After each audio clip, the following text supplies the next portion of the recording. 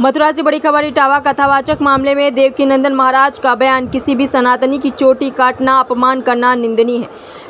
व्यासपीठ की भी मर्यादा प्रत्येक योग्य व्यक्ति की ही अधिकारी। हमने रसखान को भी सुना है, उनके पद गाते, चोटी कलावे के लिए प्रचार करते, जातिगत राजनीति के लिए सनातन को ना बांटे बड़े लोग। व्यक्तिगत विवाद, आरोप प्रत्यारोप की जांच के लिए प्रशासन की जिम्मेदारी। सभी सनातनी एक सभी का है सम्मान, धर्म की रक्षा करना सभी का दायित्व।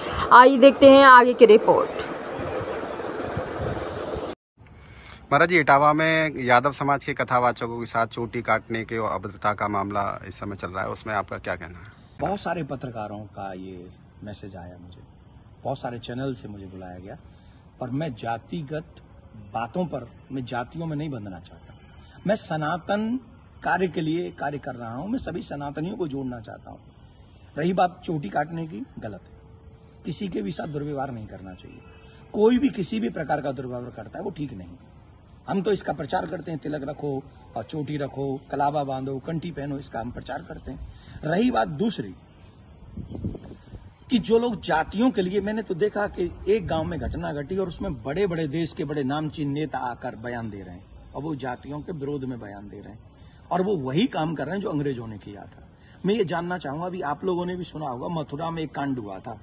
एक टेम्पो वाला पकड़ा गया था और उसने 23 लड़कियों के साथ दुर्व्यवहार किया था। उनकी वीडियो, उनकी पिक्चर्स और उनके सब हैं, और वो हट जाति के थे। वो बच्चियां जो थी वो हट जाति की थी। तब कहां चले गए ये सारे मर्द? क्या एक पुरुष का मान सम्मान स्त्री के मान सम्मान से ज्यादा है? हम स्त्री के मान सम्मान के लिए क्यों नहीं खड़े हुए? इसका मतलब ये नहीं मैं कह रहा हूं कि पुरुष का अपमान हो जाए तो हो जाए, अपमान किसी का नहीं होना चाहिए। जब लोग मूत्र जिहाद करते हैं, लव जिहाद करते हैं, थूक जिहाद करते हैं, तो वो जब थूकते हैं ना भोजन में, तब इसलिए नहीं थूकते कि ब्राह्मण पंडित जी जय लेंगे।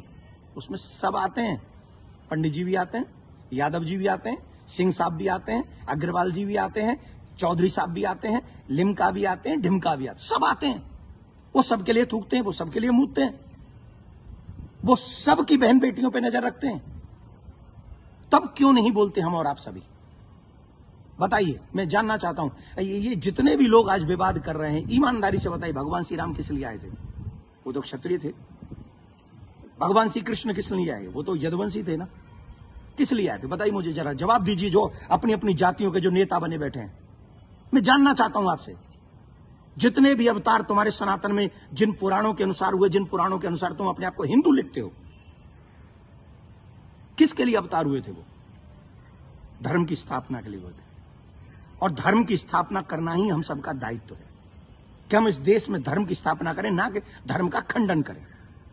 हम सबको चाहिए कि एक साथ रहकर अपने धर्म का सम्मान करें, अपने धर्म को बढ़ाएं, अपने देश को बचाएं। ये हम लोगों की ड्यूटी होनी चाहिए। और जितने भी यदुवंशी सुन रहे हैं ना, my dear listen to me, निश्चित तौर पे मेरा जन्म जो है ब्राह्मण कुल में हुआ है, लेकिन आपको एक और बात बता दूं, यदुवंशी मेरे हैं सब।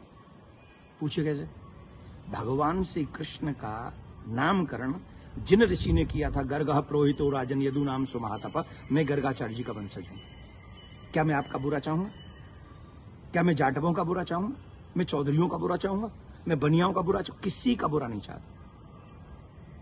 मैं आप सबका भला चाहता हूं और इस देश का भला चाहता हूं। अगर आपको ईमानदारी से अपने इष्ट में निष्ठा है, राम में, कृष्ण में, परशुराम में, हनुमान में, देवी में, देवता में, तो आप शास्त्रों के बताए हुए मार्ग पर चलिए और धर्म का पालन कीजिए, और उन विधर्मियों से लड़ने के लिए तैयार हो जाइए जो हमारे देश में जाति का जहर घोलकर, कई बड़े बड़े नेता हैं, जाति के नाम पे कूद पड़े, बस चुनाव की सभाओं में बोल रहे हैं, चुनाव की एक कथा, अरे तुम्हारे इस नाम पे वोट लोगे? लेकिन महाराज जी, सवाल ये आ रहा है कि ब्राह्मणों के अलावा और कोई समाज का व्यक्ति कथा कर सकता है कि नहीं कर सकता? क्यों नहीं कर सकता भाई? कथा प्रवचन कहीं भी करे। हम अपने बच्चों को कहानियां सुनाते, कथा सुनाते हैं, क्या बुराई है? हर एक जाति के व्यक्ति, मम्मी पापा, दादी दादा, नानी नाना तो अपनी ही जाति के होंगे ना, कहानी सुनाए, कथा सुनाए, कोई बुराई नहीं है। लेकिन व्यासपीठ पर बैठ के सप्ताह करना, देखिए उसकी विधा, हम शास्त्रों की बात करेंगे, यहां मैं अपनी बात नहीं करूंगा। मैं ब्राह्मण कुल में मेरा जन्म हुआ है, लेकिन कितने ऐसे कार्य हैं जो मैं खुद नहीं करता। जैसे यज्ञ कराना मैं नहीं करता, क्योंकि उसमें मेरी नॉलेज नहीं है। वो विवाह कराना वो मैं कार्य नहीं करता। अंतिम संस्कार में भी जो 16 संस्कारों में से एक है, मैं वो नहीं करता। जो चीज मेरे हाथ में नहीं है वो मैं नहीं कर सकता। और जो मेरे हाथ में है वो मैं कर सकता हूं। जब हम भागवत करते हैं, एक अनुष्ठान करते हैं, अनुष्ठान को अनुष्ठान रहने दीजिए। सत्संग, प्रवचन, रामायण इत्यादि हम सब करें, कौन रोकने वाला है। और कितने ऐसे लोग हैं जो ब्राह्मण नहीं है वो भी कथा कर रहे हैं। हमारे यहाँ तो मुस्लिम भी राम कथा करके गए हैं और हमने उनको स्वीकार किया। रसखान को हमने स्वीकार किया है, रसखान के पद हम लोग गाते हैं। तो इसमें जाति के चक्कर मत पड़िए, जाति बंधन मत फैलाइए। मैं हाथ जोड़ के प्रार्थना करता हूं, आइए हम सब एक हों, सनातन देश और धर्म और आने वाली पीढ़ी को बचाएं, यही हमारा दायित्व है। जय श्री राम। लेकिन महाराज जी, एक सवाल और कि उनपे आरोप लग रहा है कि छेड़छाड़ की उस घटना में शामिल पाई गई। देखिए, न तो ये काम देवकी नंदन का है और न काम ये अखिलेश जी का और तेज प्रताप जी का है। जो चीजें हुई हैं, अब कह रहे हैं कि 2 आधार कार्ड मिले हैं, कोई कह रहा है उनको छेड़खानी हुई है, जो कोई कह रहा है उनकी चोटी काटी, उनका अपमान किया गया। तो इसके लिए संविधान है, इसके लिए प्रशासन है, हमें बांटना नहीं है। प्रशासन अपना काम करे, जहां जो जिसकी गलती हो उसे सजा दे। पंडित जी की गलती है तो पंडित जी को सजा दे, यादव जी की गलती है तो यादव जी को सजा दे। लेकिन जो बड़े बड़े लोग हैं, जो बड़े बड़े पदों पर बैठे हैं, उन लोगों को जातिवाद फैलाकर समाज को लड़ाना नहीं चाहिए। ये अच्छी बात नहीं है। धन्यवाद।